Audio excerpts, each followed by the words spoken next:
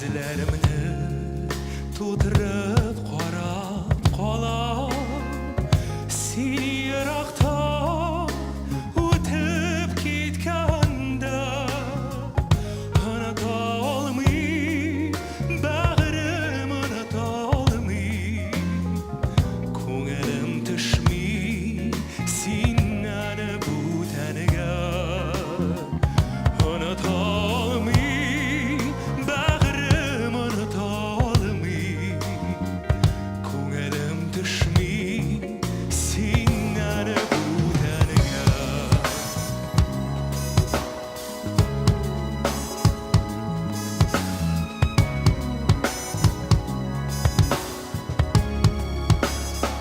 Sizni yoqdan iskan shillar bilan kelar samon, menga bir xabar, birga bo'lgan shohni minutlari, nek sog'inar ekan bu qadar.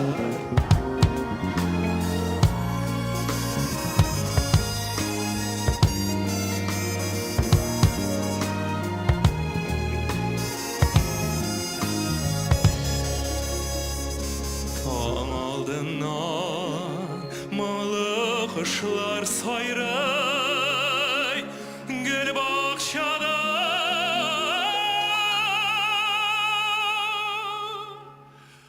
yashil terakda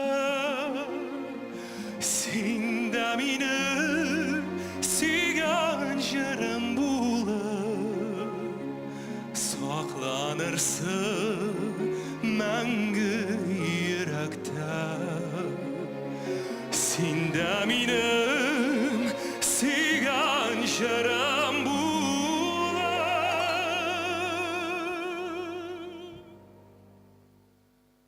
saqlanırsın mangu yurakda.